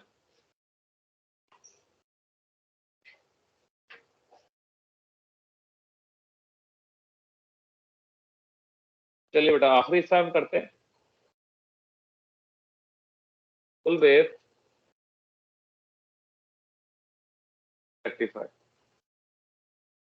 फुल वेव रेक्टिफायर दो तरह के होते हैं। फहद आपके आपके हमारे बोर्ड में वहां पे क्या कौन सा फुल वेव रेक्टिफिकेशन किस प्रोसेस से होती है? मेरा फेडरल का बोर्ड है, फेडरल में सेम है पंजाब की तरह। आपका फेडरल बोर्ड से पढ़ते हैं आप? अच्छा, तो Yes. जो हमारे पास जो दूसरे बोर्ड हैं वहां पे दो तरह की आपके पास आती हैं फॉरवर्ड बाइसिंग। एक होती है सेंटर टैप, ट्रांसफार्मर कहते हैं, और एक को हम कहते हैं ब्रिज रेक्टिफायर। तो सेंटर टैप ट्रांसफार्मर के अंदर 2 डायोड्स यूज होते हैं। वन वर्क करता है एट अ टाइम, एक सिंगल टाइम पे एक वर्क कर रहा होता है। सेंटर टैप क्या होता है? ट्रांसफार्मर है तो यहाँ पे कपलिंग होगी, म्यूचुअल इंडक्शन का फिनोमेना जनरेट होगा। यहाँ पे आप एसी सप्लाई सिग्नल लगा देते हैं, ये डायोड लगा देते हैं, 2 डायोड इस डायरेक्शन में, ये रजिस्टर आ जाता है और ये डायोड आ जाता है। ठीक है बेटा। जब ये डायोड पॉजिटिव होता है, ये मतलब ये थोड़ा टर्मिनल पॉजिटिव होता है, 2 हाफ साइकिल आएंगे ना, ये 2 हाफ साइकिल आएंगे, एक पॉजिटिव आएगी एक नेगेटिव आएगी। ड्यूरिंग पॉजिटिव हाफ साइकिल ये डायोड D1 और ये डायोड क्या है, D2। During positive half cycle ऊपर वाला डायोड D1 फॉरवर्ड बाइस होगा, और जब जाहिर बात है आपकी पल्स चेंज होगी, ये नेगेटिव हो जाएगा, ये पॉजिटिव हो जाएगा, तो उस केस के अंदर डायोड D2 जो है ये फॉरवर्ड बाइस हो जाएगा। और चूंकि रजिस्टर के क्रॉस करंट की डायरेक्शन दोनों की क्या है, सेम है, तो आपको आउटपुट भी क्या होगा, सेम मिलेगा। आउटपुट भी क्या होगा, तो जो पहला आउटपुट मिल रहा है वो किसकी वजह से मिल रहा है, D1 की वजह से, और फिर मिल रहा है D2 की वजह से, फिर आएगा D1 की वजह से, और फिर आएगा D2 की वजह से। अब आपने ये पल्सेटिंग डीसी है, ये कौन सी डीसी है? तो आपने प्योर डीसी में करना तो क्या करेंगे, फिल्टर सर्किट लगा देंगे। ठीक है,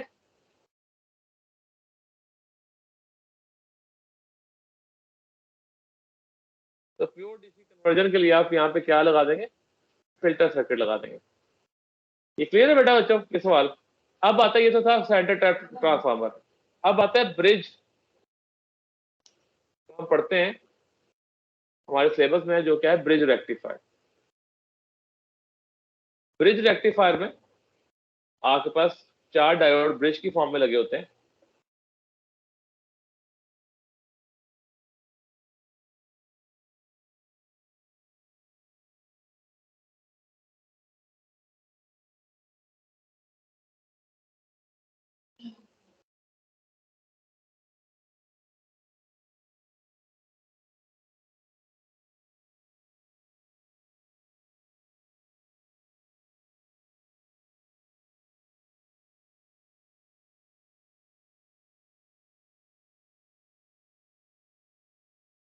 ये डायोड D1, ये डायोड D2, ये डायोड D3, ये डायोड D4।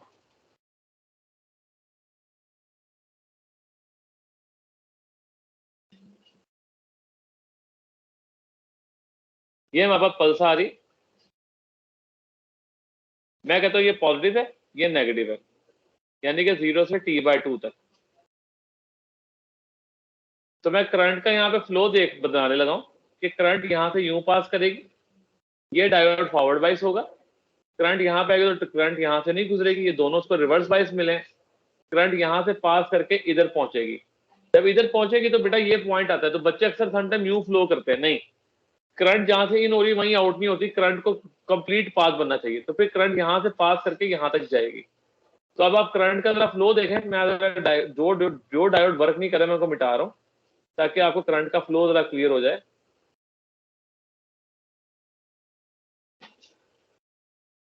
अब जरा देखें करंट का कंप्लीट इजीली पाथ बन रहा है, आपको नजर आ रहा है ना बेटा? तो हमारे पास यहाँ पे हम लिखते हैं D1 एंड D3 ये फॉरवर्ड बाइस है, और D2 एंड D4 क्या रहे हैं, रिवर्स बाइस रहे। अब जब टाइम पीरियड T/2 से T तक हुआ, उस केस के अंदर क्या हुआ, हमारे पास ये नेगेटिव हो गया, ये पॉजिटिव हो गया। अब आपने ना रजिस्टर के क्रॉस करंट की डायरेक्शन का ध्यान देना है। तो हमारे पास यहाँ पे करंट यूं पास कर देगी, D2 के क्रॉस गुजरेगी, ये वाला ऐसा डायोड रिवर्स बाइस मिलेगा उसको, तो करंट फिर यहाँ से पास करते हुए इधर पहुंचेगी। जब इधर पहुंचेगी तो अंडरस्टूड है कि यहाँ पे D4 से गुजर के अपना लूप कंप्लीट कर लेगी। तो यहाँ पर देखा जाए तो कौन से दो डायोड वर्क नहीं कर रहे, एक D3 वर्क नहीं कर रहा और एक D1 वर्क नहीं कर रहा, और एक करंट का लूप आपका कंप्लीट बन रहा है और register cross current same direction में, तो आपका आउटपुट भी क्या होगा, सेम डायरेक्शन में आपको आउटपुट मिल रहा है। Is it clear? और यहाँ पे कौन कौन सा डायोड वर्क कर रहा है, D2 एंड D4 क्या है, फॉरवर्ड बाइस है, और D1 and D3 reverse bias है। ब्रिज रेक्टिफायर के अंदर तो डायोड यूज होते हैं, 2 diode work at a time. ये एमसीक्यू आता है, मैं इसको हाईलाइट कर दिया। ठीक है बेटा, इज इट क्लियर? अब यहाँ पे एक आखिरी पॉइंट समझना जरूरी है, यहाँ पर एक ऑल्टरनेटिंग फ्रीक्वेंसी की जगह, एक ऑल्टरनेटिव फ्रीक्वेंसी में आपको दो रिपल्स बन रहे हैं, दो रिपल्स बन रहे हैं। तो इसकी जो रिपल की फ्रीक्वेंसी होती है वो ट्वाइस होती है फ्रीक्वेंसी ऑफ एसी के, और टाइम पीरियड जो होता है रिपल का वो क्या होता है, हाफ होता है time period of AC. Is it clear? और यहां भी आपके पास चूंकि दो वोल्टेज पीक्स आ रही हैं, इसका VRMS निकाल लें, क्योंकि आपको नजर आ रहे हैं यहाँ पे दो पीक्स हैं और दो जीरो वोल्टेज हैं। तो यहाँ पे अगर इसका मैं आपका वैल्यू निकालता हूँ, 0 प्लस V0 का स्क्वायर प्लस 0 प्लस V0 का स्क्वायर डिवाइडेड बाय हम कर देंगे 4 कर देंगे, तो जिसका फिर आंसर आ जाएगा V0 ओवर √2 आ जाएगा VRMS, और सिमिलरली IRMS भी आपके पास आ जाएगा I0 ओवर √2। और ये आपका कंप्लीट होता है आज का हमारा लेक्चर।